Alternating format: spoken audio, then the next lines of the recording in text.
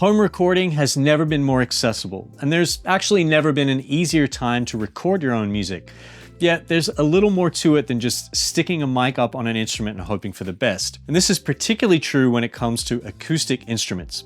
In this video, I'm first going to show you the basics of how to record a steel string acoustic guitar with a very simple home studio setup, just interface and a no-frills mic. Now, you might be thinking that that is all you need, but if I stop there, I'm just giving you a fish. So in the interests of teaching you how to fish, as the saying goes, I'm going to discuss and demonstrate some techniques, considerations, and broader concepts that can hopefully help you take your acoustic guitar recordings a little further. And it should go without saying that a huge contributing factor to the quality of your acoustic guitar recordings is the actual instrument itself.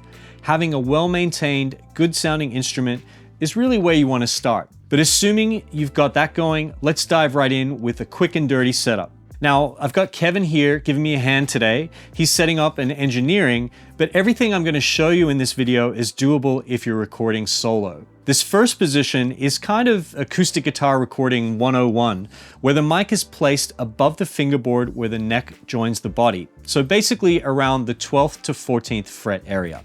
And the distance is going to depend on the mic that you're using.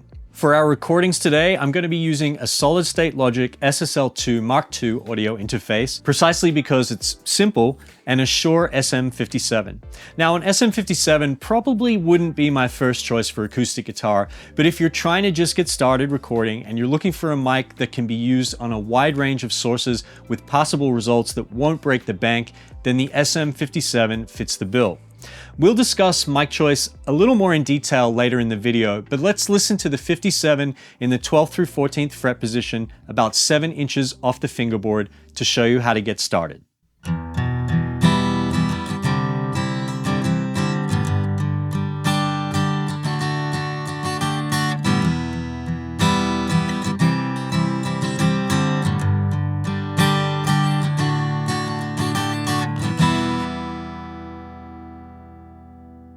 Okay, so let's now examine why this is considered the 101 mic placement. Just like any other acoustic instrument, the acoustic guitar is the sum of its parts. Whereas the electric guitar uses an amplifier with a speaker, which pushes the sound very directionally, the acoustic guitar is the amp and the speaker. When the strings are struck, they vibrate, and these vibrations are transferred through the saddle to the bridge to the soundboard, more commonly known as the top of the guitar body. The soundboard then both vibrates and resonates and transfers that energy to the rest of the body, displacing the air molecules inside the guitar's body and pushing them out of the sound hole. Now, you might think that if the largest volume of air that's being moved is coming out of the sound hole, then sticking a mic there would make the most logical sense. But that's going to be problematic for a couple of reasons. Why don't we give it a listen and then I'll explain why.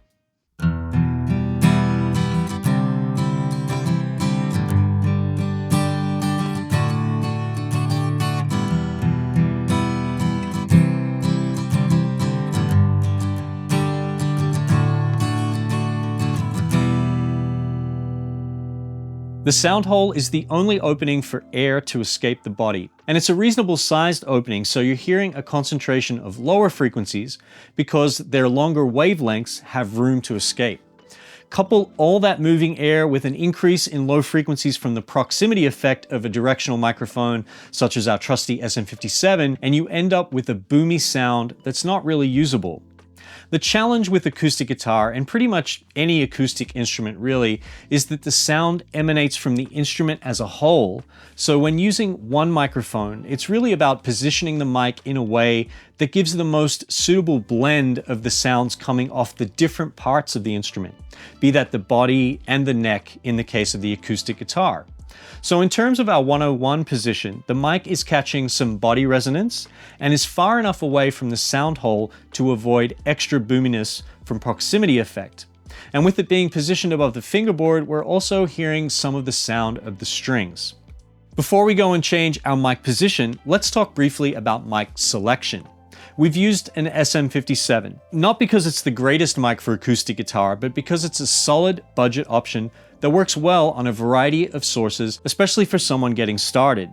The 57 is a moving coil dynamic mic, and this describes how the microphone works. Sound waves vibrate a thin diaphragm, which in turn moves a coil of wire that's within the magnetic field of a permanent magnet.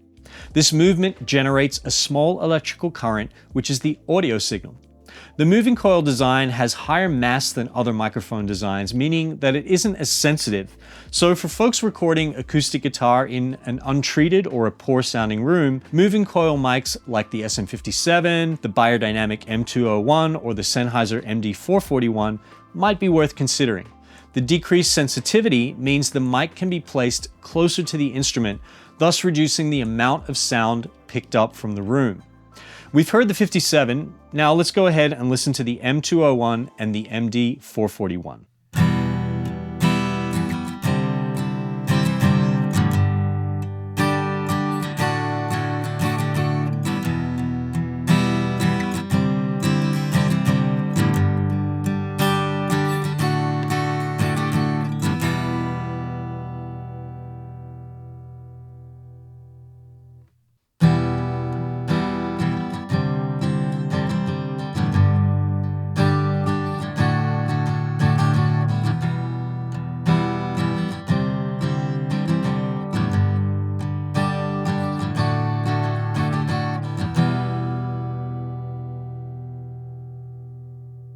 Dynamic mics can be a good choice for strummed parts. However, if you're looking for a sound with more detail, which can help bring more realism to finger-picked parts, you might want to consider using a condenser mic. Condenser mics have a thin conductive membrane, or diaphragm, that's positioned very closely to a fixed backplate. This essentially forms a capacitor, and as the diaphragm moves back and forward as it encounters sound waves, the capacitance changes. This change in voltage is an electrical representation of the acoustical energy that's moving the diaphragm. And because the membrane doesn't have to move far, we're talking micrometers here, condenser mics are very sensitive. One thing to note is that because condenser mics work according to changes in capacitance, that they need some power applied to them in order to be operational. This comes in the form of 48 volts phantom power, which is supplied by the audio interface or mixer. So if you're planning to use a condenser microphone, just ensure that your audio interface can provide phantom power. Not to complicate things further, but condenser mics are grouped into two size groups. We've got large diaphragm and small diaphragm.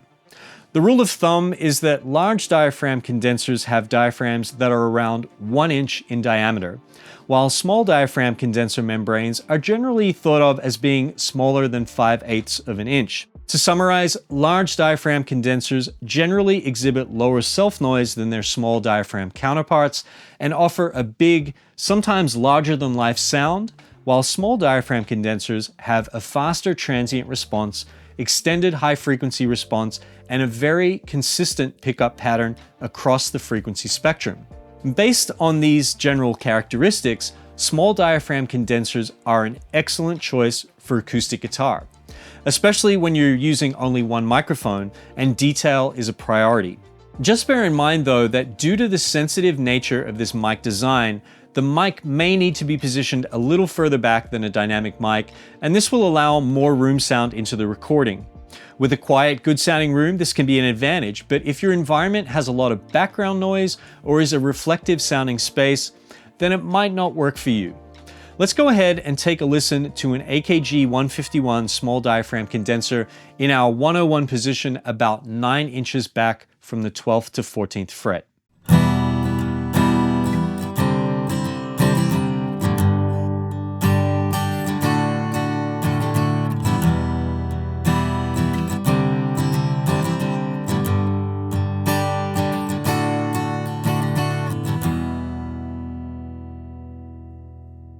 So, let's pause and take a minute to summarize what we've learned so far. Acoustic guitars, or acoustic instruments in general really, don't produce sound from one part of the instrument only. The sound encompasses the vibrations and resonances of the whole instrument. Dynamic mics are slower to respond to sound and are subsequently less sensitive. Pros are that they can be positioned closer to the guitar to reduce the amount of room sound. Cons are that they can sound less detailed. And condenser mics are very sensitive. Large diaphragm condensers have low self-noise and can sound larger than life, while small diaphragm condensers have a fast transient response and do a pretty good job of keeping their polar pattern consistent across the frequency spectrum. The pros are small diaphragm condensers can translate a lot of detail, which can create an intimate, realistic sound. Cons are that their sensitivity can make them difficult to use in challenging environments. So, based on what we've learned, we can expand our approach and really try engineering a sound. See what I did there? This could involve repositioning the mic around the instrument, sometimes even a subtle shift such as starting with our 101 position and angling the mic towards the middle of the fingerboard can change things up.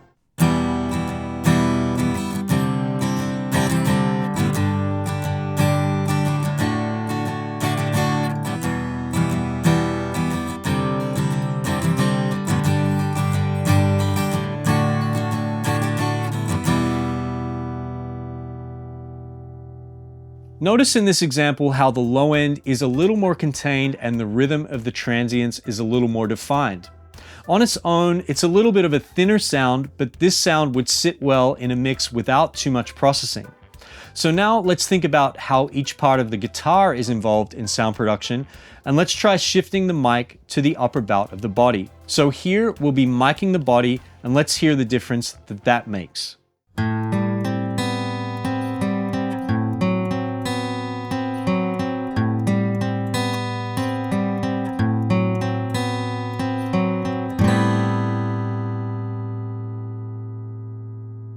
As you can hear, this position is more percussive with more mid-range, which makes it great for arpeggiated sections as I just demonstrated.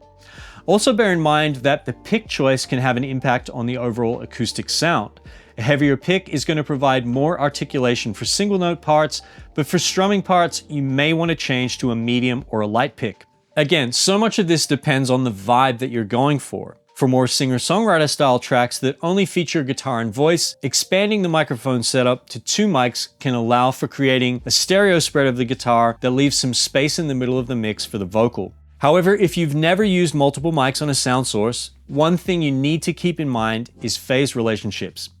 This can either make or break your recordings.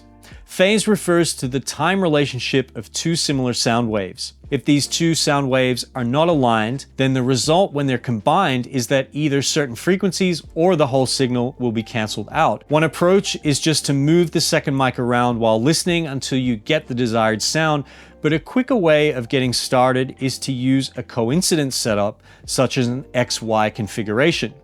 This involves positioning 2 of the same cardioid pattern mics at 90 degrees to each other, with the center of the pair at a 45-degree angle to the sound source. We're using a pair of AKG 151 small diaphragm condensers, and because of their size, it makes it easy to set this position up on a stereo bar, but you can also do this with large diaphragm condensers. In terms of positioning on the guitar, I have the pair set up so that the left mic from my perspective is pointing at the bridge of the guitar, and this way both mics are off axis of the sound hole, which will keep the boominess in check.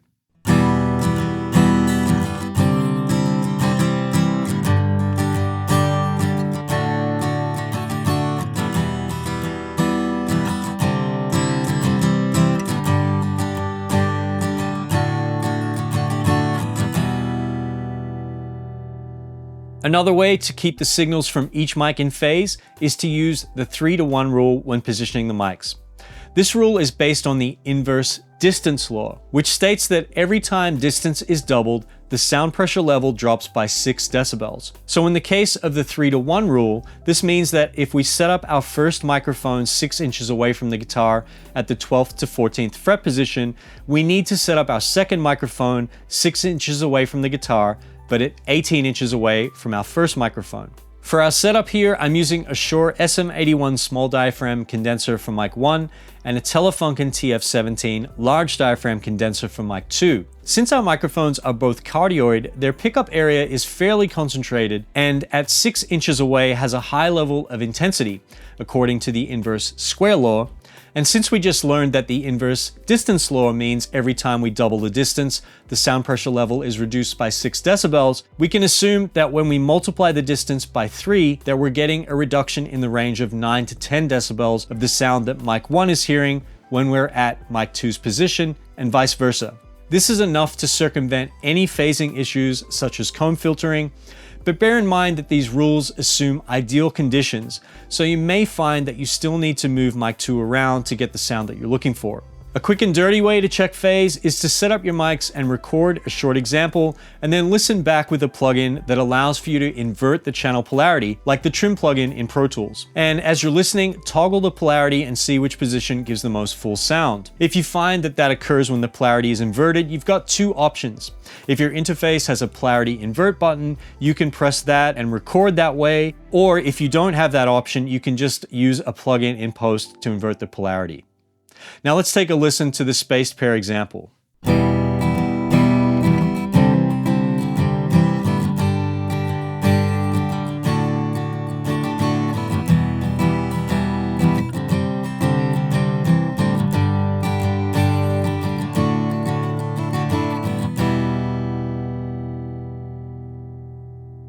Well, all right. Even though we've gone pretty in-depth, this video is by no means an exhaustive look at how to record acoustic guitar. There are numerous other ways that these setups can be modified to create different timbres, and we didn't even talk about how different preamp types can influence the sound, or ribbon mics and how they could be used to supplement or replace any of the other microphone types that we've discussed today. There are also other spaced techniques to explore, and not to mention arguably the most important part, your instrument choice.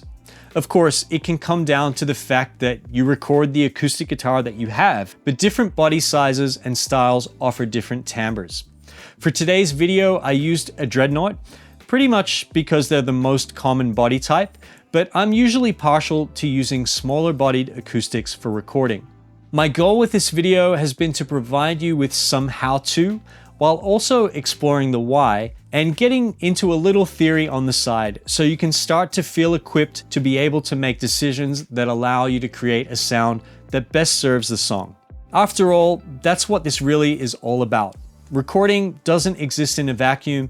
It's a vehicle for creating a preserved moment that connects emotionally with the listener. So if you found this helpful or there was a particular setup that you like the sound of best, let me know in the comments. And also let me know what other instruments you're interested in learning to record. Until next time, this has been Andrew with the B&H Pro Audio YouTube channel, reminding you to always remember audio.